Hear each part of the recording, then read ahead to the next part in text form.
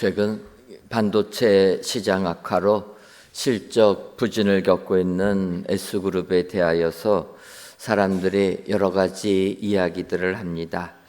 그렇게 말하는 사람들은 이 그룹의 양대 축이라 할 수 있는 반도체와 스마트폰 사업이 흔들리고 있을 뿐만 아니라 TV, 가전사업의 수익성도 악화가 되고 있어서 이렇다 할 성장 엔진을 찾지 못하고 있다, 이렇게 이야기합니다.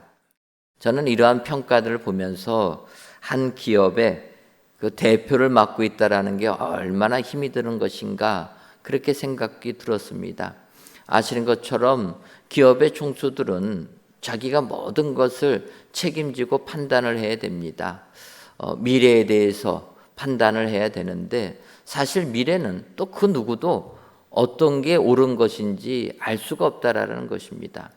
그런 고민 가운데 미래 우리 기업이 어떻게 해야 되겠다 결단을 내리면 그 결단에 따른 모든 책임은 그 리더가 다 짊어져야 되기 때문에 이렇게 지도자가 된다라는 것은 너무나 어렵다라는 것입니다. 그래서 지금처럼 조금 수익이 떨어지다 보니까 혁신적인 기업가가 아니라 그냥 관리형 기업가라, 이렇게 평가절하를 당하고 있다라는 것입니다. 그것을 보게 되면 어찌 보면은 우리들도 믿음 생활하면서 힘이 들고 어렵지만 현실에 머무르기보다는 미래를 향하여 도전하고 나가야 될 줄 믿습니다. 특별히 한국 교회는 하나님께서 축복해 주셔서 일제강점기 시대, 또 6.25 전쟁, 그 외에도 경제 개발, 또 민주화를 통해서 한국 교회는 부흥의 역사를 이루었습니다. 그런데 최근 코로나19를 지나면서 한국 교회는 오히려 여러 가지 부침 속에서 힘을 잃게 되었고, 어찌 보면 성장 동력을 상실하고 만 것이 아닐까, 이렇게 우려 섞인 눈길을 볼 수밖에 없습니다. 그 이유가 무엇일까? 그 이유는 바로 오늘 본문에 등장하는 내용이라는 것입니다. 오늘 본문 누가복음 9장 33절 상반절을 보면 두 사람이 떠날 때 베드로가 예수께 여짜오되 주여 우리가 여기 있는 것이 좋사오니. 베드로가 예수님께 주여 우리가 여기 있는 것이 좋사오니, 이렇게 말씀드렸다라는 것입니다. 베드로 입장에서 보게 되면 베드로가 보니까 예수님이 변모하셨고 또 그 변모하신 예수님 옆에는 죽은 모세, 또 죽은 엘리야가 살아나서 주님과 대화하고 있었다라는 것입니다. 여러분, 이 모습은 마치 천국에서 우리들이 바라봐야 될 모습 아닙니까? 그러니까 베드로는 변화산에서 예수님과 모세, 엘리야가 대화하는 것을 보고 이곳이 천국이라, 정말 황홀감에 빠져서 주님께 말씀하는 겁니다. 주여 우리가 여기 있는 것이 좋사오니. 지금 이렇게 놀라운 신비한 경험을 체험하고 있는 이때가 행복하다라는 것입니다. 우리들도 그렇지 않습니까? 우리들이 세상 살면서 우리가 원하는 대로 모든 일이 잘 진행되면 정말 시간이 여기서 멈췄으면 좋겠다. 여러분, 그런 생각 들지 않습니까? 그런데 여러분, 시간은 멈춰지지가 않습니다. 우리가 자녀들을 키울 때도 어린 우리 자녀들 얼마나 귀엽습니까? 행복하지 않습니까? 시간이 여기서 멈췄으면 좋겠는데 시간이 흘러가지고 애들이 자라면 부모한테 들이받고 이럴 때마다 상처받는다라는 거예요. 어렸을 때 그 모습이 좋은데. 근데 여러분, 시간은 멈추지 않습니다. 흐른다라는 거예요. 우리는 지금이 좋으면 시간이 여기서 멈춰지기를 원하지만, 멈춰지기를 원하는 사람은 결국은 주님으로부터 책망을 받게 된다라는 것입니다. 그래서 오늘 이 시간 베드로, 여기 있는 것이 좋사를 외쳤던 베드로, 어떻게 삶의 모습을 보였기에 이런 생각을 했는가? 이 시간 베드로의 실수를 교훈 삼으셔서 진정 주님이 원하시는 대로 주께 헌신하시는 은혜의 모든 성도님들이 되시기를 주님의 이름으로 축원합니다. 그렇다면 베드로처럼 여기 있는 것이 좋사오니를 말하는 사람은 어떤 사람입니까? 먼저는 현상만을 바라보는 사람이라는 것입니다. 오늘 본문을 들어가기 전에 오늘 누가복음 9장을 보게 되면 예수님께서 오병이어의 이적을 베풀어 주십니다. 그리고 나서 또 베드로가 예수님은 나의 구세주라, 구주라 신앙 고백을 하게 됩니다. 이렇게 사람들이 오병이어의 이적을 보일 때 예수님을 왕으로 삼으려고 했고, 그를 따라다니는 제자들조차도 주님은 그리스도라, 하나님의 아들이라 이렇게 고백하는 것을 주님이 보시면서 나는 고난을 받아서 십자가의 죽음을 당할 것이다. 그러나 사흘 후에 내가 살아날 것이다. 예수님의 순환을 예고하셨다는 것입니다. 이럴 때 제자들이 얼마나 힘이 들었겠습니까? 사람들은 예수님을 왕으로 섬기고 제자들도 예수님이 왕이 될 줄 알았는데 그 예수님은 정작 십자가의 죽으심을 언급하고 있다는 것입니다. 그럴 때 8일이 지난 후에 예수님께서 베드로와 야고보, 요한을 데리고 변화산에 올라가셨던 것입니다. 그리고 예수님이 변모하시고 또 모세와 엘리야가 이야기하셨다라는 것입니다. 바로 그 부분이 오늘 누가복음 9장 30절과 31절을 보면 문득 두 사람이 예수와 함께 말하니 이는 모세와 엘리야라. 영광 중에 나타나서 장차 예수께서 예루살렘에서 별세하실 것을 말할세. 베드로는 변모하신 주님 그리고 그 곁에 모세와 엘리야가 주님과 대화하는 것을 보고 너무나 그곳이 영광스러운 곳이라서 여기 있는 것이 좋겠사오니 주님께 부탁했다라는 것입니다. 이곳이 천국 아닙니까? 여기 있겠습니다. 여기서 주님과 함께 거하겠습니다. 주님께 이렇게 부탁했다라는 거예요. 근데 여기서의 베드로의 잘못은 무엇입니까? 베드로는 지금 변화하신 예수님의 모습, 영광의 광채가 펼쳐지는 예수님의 모습, 그리고 모세와 엘리야가 다시 살아나서 주님과 대화하는 그 모습을 보고 여기 있겠다 했다라는 것입니다. 이처럼 사람들은 겉모습만 보고 판단할 때가 많이 있습니다. 사실 모세와 엘리야가 주님과 얘기할 때는 예수께서 예루살렘에서 별세하실 것을 말하고 있다는 겁니다. 예수님의 고난, 온 인류를 구원하기 위하여 십자가의 죽음을 당하신 예수님의 고난을 이야기하고 있는데 그 모습을 바라본 베드로는 내용은 상관없이 겉모습만 보면서 이곳에 있겠다 이야기했다라는 거예요. 지금도 세상 사람들은 겉모습 속에 살고 있습니다. 전에도 말씀드렸지만 우리나라 명품 소비율이 세계 1위라고 하지 않습니까? 그래서 요즘에는요 명품을 제조하는 회사들이 우리나라를 무시하지 못한다라는 거예요.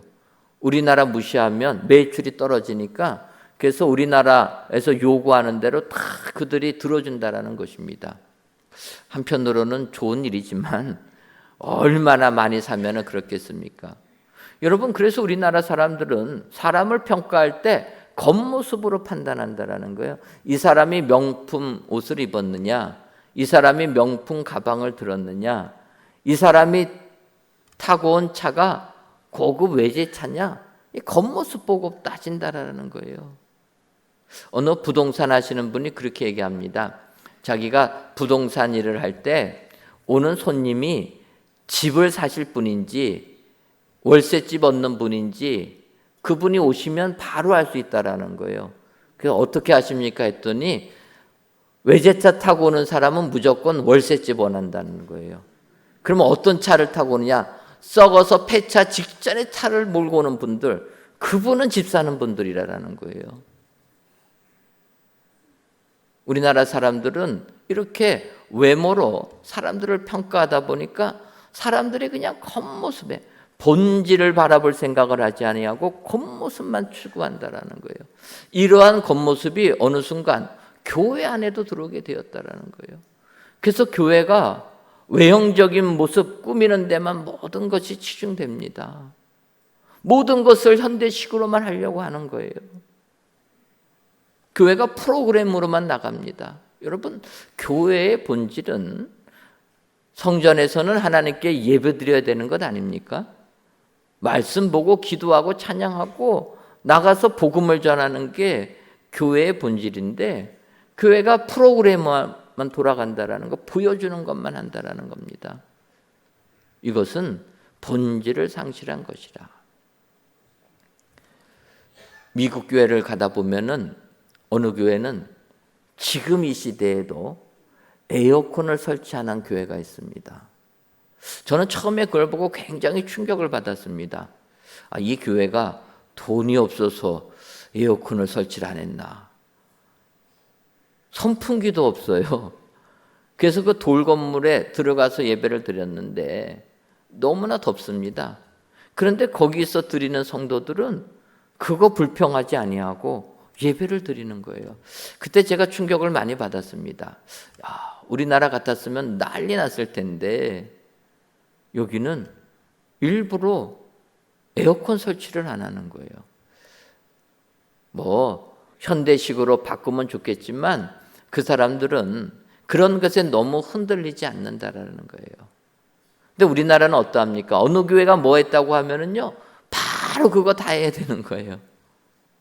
교회는 하나님께 예배드리는 장소입니다. 하나님을 믿는 자들이 하나님의 말씀을 듣고 은혜 받는 게 중요한 거지, 그 본질이 중요한 거지, 이 겉모습으로 치중되면 안 된다라는 거예요. 우리 은혜광성교회가 하나님의 은혜로 코로나19 시대에 성전을 건축하고 이렇게 입당하고 모이기에 힘쓰고 있습니다. 얼마나 하나님께서 우리 교회에 은혜를 주시고 축복해 주셨습니까? 그동안 저희들 어려웠을 때 흩어져서 각 교실마다 스크린으로 예배드리지 않았습니까? 또 어떨 때는 예배드리다가 쫓겨날까 두려워 떨지 않았습니까? 지금은 하나님이 은혜를 주셔서 쫓겨날 걱정 하나도 안 하고 아름답게 건축한 새 성전에서 마음껏 예배드릴 수 있습니다. 가끔가다 시끄럽다고 민원은 들어오지만 그것도 오히려 감사의 소리로 들으면서 저희들이 이렇게 또 수정하려고 합니다. 하나님께서 주신 이 아름다운 성전에서 은혜를 나눌 때 정말 귀한 성전에서 아름다운 교회에서 믿음 생활하지만 우리가 여기에 머무르면 안 될 줄 믿습니다. 여기가 좋사오니 여기에 머물게 되면 그러면 베드로와 같은 우를 범하게 된다라는 거예요. 우리가 미래를 향하여서 하나님께서 우리 교회를 이곳으로 보내주신 뜻을 깨닫고 거기에 맞춰서 우리가 변화가 되어가지고 정말 한국 교회를 이끄는 믿음의 교회가 되어야 될 줄 믿습니다. 항상 여기가 좋사오니 외치는 자들 결국은 주님의 책망을 받게 된다. 힘들고 어렵고 미래가 불투명할지라도 주님의 말씀 의지하여서 미래를 향하여 나가는 그들에게 하늘의 축복이 임하게 된다. 여러분 기억하시고 오늘도 여기에 있는 것이 좋사오니를 외치지 아니하시고 미래를 향하여서 앞서 나가시는 은혜의 성도님들 되시기를 주님의 이름으로 축원합니다.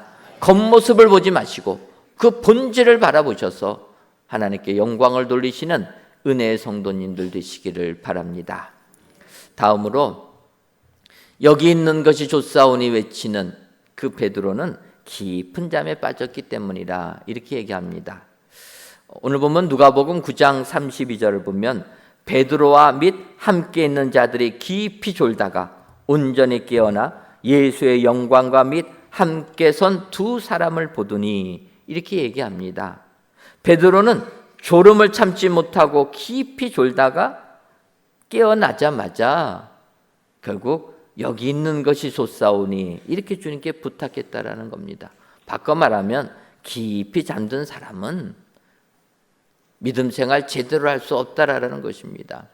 근데 사실 여러분 우리가 잠을 이긴다는 게 얼마나 어렵습니까? 우리가 깊이 잠들면 참 그 잠에서 깨어나서 바른 판단하기가 어렵다라는 거예요. 예전에 많은 목사님들이 그런 에피소드를 얘기합니다. 어떤 에피소드냐면 새벽 기도 인도할 때 실수하는 부분들입니다. 잠을 자다가 새벽에 깨려고 했는데 깨보니까 새벽 기도 시작하기 5분 전에 깨는 겁니다. 그럼 어떡합니까? 목사님들이 머리도 못 감고 그냥 옷만 대충 입어서 넥타이 매고 성경책 들고 교회로 가지 않습니까? 그리고 새벽 기도에 인도하고 가려고 보다 보니까 어떻게 됩니까? 바지를 안 입고 와서, 그 옛날에 많은 어르신 목사님들이 그 예화 많이 들었습니다. 바지를 안 입고 와가지고, 그러니까 뭐 강단 위는 넥타이만 보이니까 괜찮지 않습니까? 그래서 집에도 못 가고 성도님들 다 가실 때까지 내려오지 못하고 기도하다가 마지막에 불 끄고 집에 왔다. 이런 창피한 얘기들 많이 합니다. 이런 창피한 것은 저도 마찬가지입니다. 부끄럽지만 제가 저희 교회 부임해가지고 이제 처음 막 부목사 생활을 시작할 때였습니다. 미국에서 우리나라로 오다 보니까 항공편으로 짐을 붙이는 건 비싸서 배로 이삿짐은 붙이고 저만 이제 이렇게 몸으로 우리 식구만 왔습니다. 그러다 보니까 아직 짐이 안 온 상태에서 집에 있으니까 시계가 없습니다. 그래서 핸드폰에 알람만 맞춰놓고 이렇게 생활을 했는데, 이제 그날 아침부터 사역을 하고 저녁에, 그 당시는 저희 교회가 12시 철야가 있었습니다. 그래서 12시 철야하기 전에 잠깐 시간이 나니까 조금 자고 가야 되겠다 해가지고 잠이 들었는데 알람 소리를 못 들은 겁니다. 아마 알람은 울렸겠지만 제가 무의식 중에 꺼버렸겠죠. 그래서 알람 소리를 못 들고 못 일어나고 있는데 전화가 울린 겁니다. 그래서 전화벨 소리에 깜짝 놀라서 받아보니까 지금 5분 전인데 왜 교회에 안 왔냐는 거예요.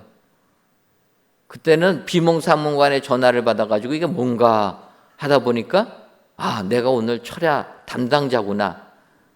그 깨달은 겁니다. 그래가지고 급하게, 그때는 바지는 입었습니다.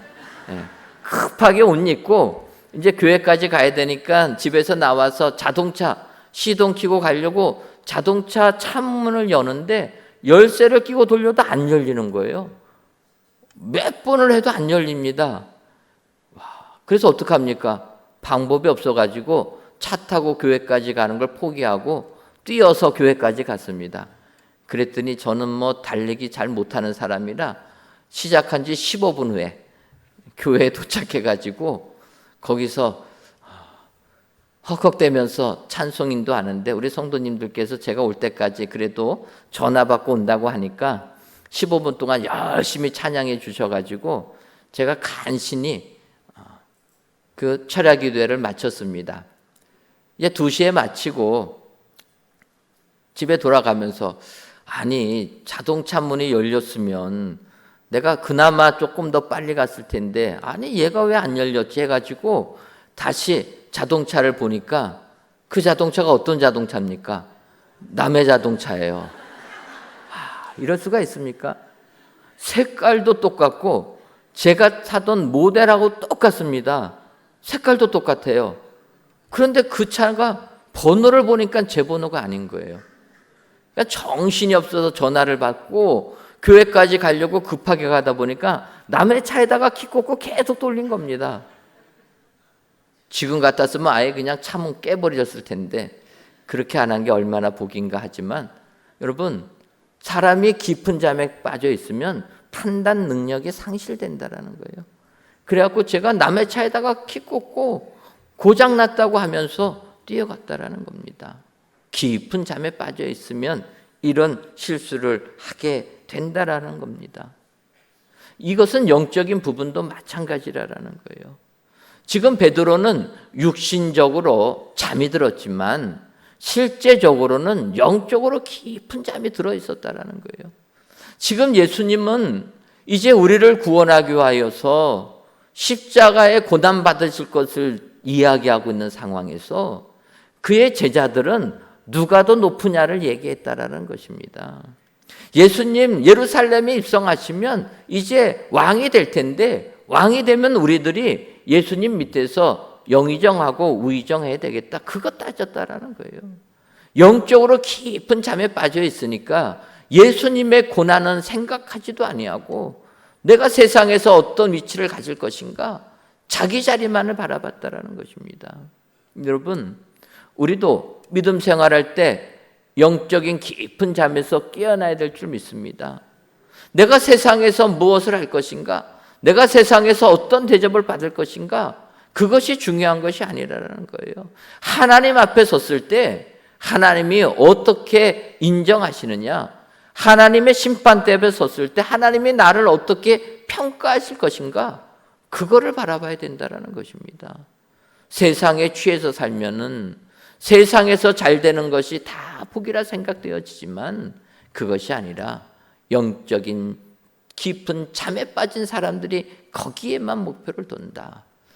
깊은 잠에서 깨어난 사람들은 진정으로 하나님의 나라를 생각하고 주의 뜻을 생각하고 주님의 나라를 위하여서 앞장서 나가는 사람이라 여러분 기억하시고 오늘도 베드로가 잘못한 이 잘못에서 벗어나셔서 영적인 깊은 잠에서 깨어나 주님을 위하여서 몸된 교회를 위하여서 충성을 다하시는 은혜의 모든 성도님들 되시기를 주님의 이름으로 축원합니다. 마지막으로 여기 있는 것이 좋사오니를 외치는 사람은 하는 말을 자기도 모르는 사람이라 이렇게 얘기합니다.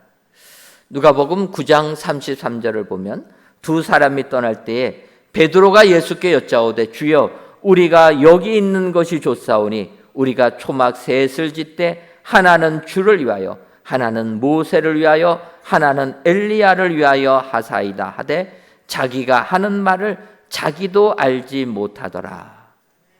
베드로는 자기가 하는 말을 자기도 알지 못하더라 이렇게 얘기합니다. 그런데 이 말의 의미는 우리가 말 실수할 때의 그런 실수는 아닙니다. 예를 들면 제가 여러분들에게 말씀을 선포할 때 가끔 가다가 이 단어가 다른 단어 나올 때가 있습니다. 저는 설교 준비하는데 쓰여진 대로 말씀을 드렸다고 하는데 다른 단어가 나온 거예요. 그래서 가끔 가다가 예배 마치고 오면은 집사람이 핀잔을 줍니다. 말을 좀 제대로 하라고. 내가 뭘 잘못했냐? 그러면은 단어가 이렇게 나왔다라는 거예요. 그럴 리가 없는데 나는 분명히 이 말 했는데. 여러분, 말하는 사람이 실수하겠습니까? 듣는 사람이 실수하겠습니까? 말하는 사람이 실수하는 거예요. 머릿속에서는 내가 이 말을 하고 있다고 하는데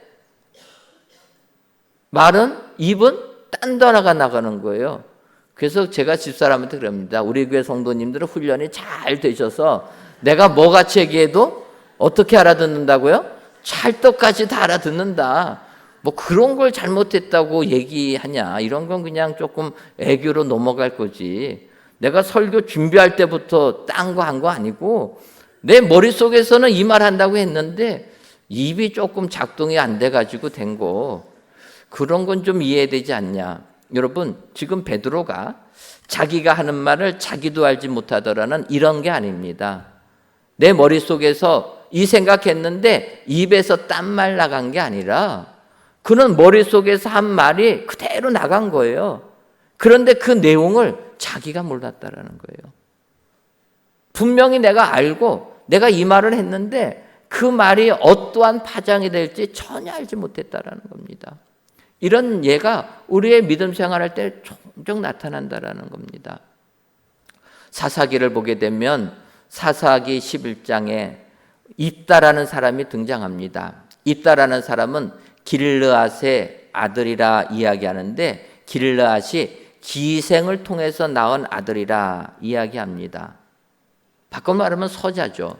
그러다 보니까 본부인의 자녀들이 입다를 미워합니다. 왜냐하면 입다는 큰 용사라는 거예요. 서자 출신인데 풍채가 당당한 겁니다. 그러니까 본부인의 아들들이 너는 아니다라는 거예요. 그래서 온갖 멸시 천대 주면서 입다를 내쫓아 버립니다. 그래서 서자 출신이다 보니까 입다 그 집에서 살지 못하고 돕이라는 땅으로 도망가게 됩니다. 그래서 돕 땅에 거주하다 보니까 사람들이 입다가 이렇게 서자 출신으로 멸시 천대 받아서 여기까지 왔다라는 소문이 들리니까 동네에 또 불량배들도 몰려왔다라는 거예요. 그래서 성경을 보면 그가 결국 건달패의 두목이 되었다라는 것입니다. 그 집안에서 인정받지 못하다 보니까 이런 일은 어쩔 수 없는 것 아닙니까? 결국 그는 건달패의 두목으로서 이 돕당에서 살고 있었습니다. 그런데 이제 이스라엘 나라에 문제가 생겼다라는 거예요. 이 문제는 암몬 족속이 이스라엘 나라를 쳐들어오게 됩니다. 그러니까 암몬 족속이 이스라엘로 쳐들어오게 되니까 이스라엘 나라 사람들이 암몬 족속과 싸워서 이길 능력이 없는 겁니다. 그제서야 그들이 능력자, 큰 용사 입다를 생각한 겁니다. 그래서 그 이스라엘 족장들이 입다에게 가서 얘기합니다. 너 우리 민족이 지금 어려움에 처해 있으니 우리를 도와서 암몬 족속을 물리쳐 달라.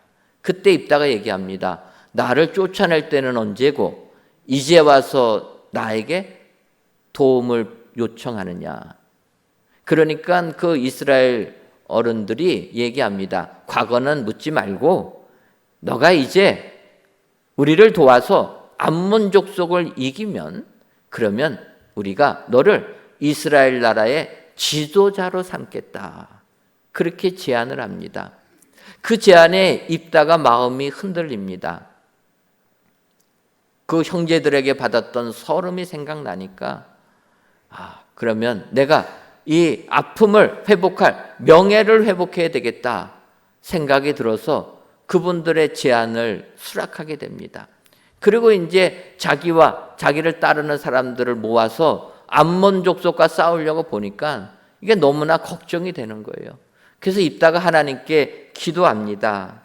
사사기 11장 30절과 31절을 보면 그가 여호와께 서원하여 이르되 주께서 과연 암몬 자손을 내 손에 넘겨주시면 내가 암몬 자손에게 평안히 돌아올 때 누구든지 내 집 문에서 나와서 나를 영접하는 그를 여호와께 돌릴 것이니 내가 그를 번제물로 드리겠나이다 하니라. 입다가 이렇게 기도했다라는 겁니다. 그리고 암몬 족속과 싸워서 그가 승리했습니다. 그래서 자기 집에 미스바로 금유환양을 하는데 그런데 그를 맞이한 사람이 누굽니까? 딸이라라는 거예요. 이때 입다를 맞이한 사람은 문영돌도 딸인데 35절을 보면 입다가 이를 보고 자기 옷을 찢으며 이르되 어찌할꼬 내 딸이요 너는 나를 참담하게 하는 자요 너는 나를 괴롭게 하는 자 중에 하나로다. 내가 여호와를 향하여 입을 열었으니 능히 돌이키지 못하리로다 하니. 입다는 하나님께 서원 기도를 드렸습니다. 근데 사실은 입다가 이렇게 서원 기도 드렸지만 이 서원 기도는 잘못된 것이라는 거예요. 자기가 그렇게 말을 했지만 이 말은 잘못된 겁니다. 뭐가 잘못됐습니까? 하나님은 사람을 제물로 받지 않으신다라는 거예요. 그런데 그가 암몬 족속과 이기기 위하여서 자기의 마음을 드린다고 하면서 잘못 기도한 겁니다. 그래서 이렇게 자기가 하는 말 자기도 알지 못하고 이런 역사가 벌어졌는데 보니까 자기 집에 오니까 무남 동료가 자기를 맞이했다라는 거예요. 여러분, 전 한편으로 입다를 맞이한 사람이 왜 아내가 아니고 딸일까? 이런 생각도 해봤습니다. 그런 거 하면 안 되지 않습니까? 그런데 딸이 맞이하는 겁니다. 입다가 너무나 힘들어합니다. 결국 어떻게 됩니까? 성경을 보면 입다가 하나님께 바쳤다라는 거예요. 그래서 이제 학자들은 그렇게 얘기합니다. 입다가 하나님께 그의 딸을 바친 것은 뭐 죽여서 바친 게 아니라 하나님은 인신제물 받지 아니하시니까 성전에 봉사하도록 평범하게 가정 이루고 사는 것이 아니라 봉사하도록 드려졌다. 마치 한나가 사무엘을 드린 것처럼 이렇게 드렸다 얘기합니다. 왜냐하면 그렇게 아버지가 이렇게 하나님께 기도했다는 얘기를 듣고 그 딸이 2달 동안 친구들과 지내지 않습니까? 그런데 처녀로 죽는 것을 애곡했다라는 거예요. 그래서 39절 보면 딸이 남자를 알지 못했더라. 이 표현을 보면 그는 처녀로서 그냥 성전에서 평생을 살게 되었다 얘기합니다. 있다가 자기가 하는 말을 자기도 알지 못하는 그런 말을 했을 때 결과는 자기 딸이 평범한 삶을 살지 못하게 되었다라는 겁니다. 여러분, 여기가 있는 것이 좋사오니를 외치는 사람은 내가 하는 말이 어떠한 일이 벌어질지 모른다라는 거예요. 현실에 만족하는 사람은 이런 자기가 알지 못하는 말을 내뱉는 사람이라는 거예요. 이런 사람은 주님의 책망을 받는다. 여러분, 오늘도 주님의 이 말씀을 기억하셔서 자기가 알지 못하고 하는 말을 함으로써 큰 어려움을 겪는 그런 어려움에 빠지지 아니하시고 진정으로 주님의 뜻을 깨달으셔서 주님을 위하여 헌신하시는 은혜의 성도님들 되시기를 주님의 이름으로 축원합니다. 항상 현실에 머무르지 아니하시고 현실에 만족하지 아니하시고 미래를 향하여서 주님이 원하시는 그 뜻을 향하여서 오늘도 한 걸음씩 도전하시는 은혜의 모든 성도님들이 되시기를 주님의 이름으로 축원합니다. 기도하겠습니다. 하나님, 큰 비가 내리는 오늘 이 시간 성전에서 또는 각 예배 초소에서 귀한 예배를 드리게 하시니 감사합니다. 이 예배를 기뻐 받아 주옵시고 모든 예배자들 위에 하늘의 기쁨이 충만하게 하여 주옵소서. 이 시간 여기 있는 것이 좋사오니라는 말씀을 주시니 감사합니다.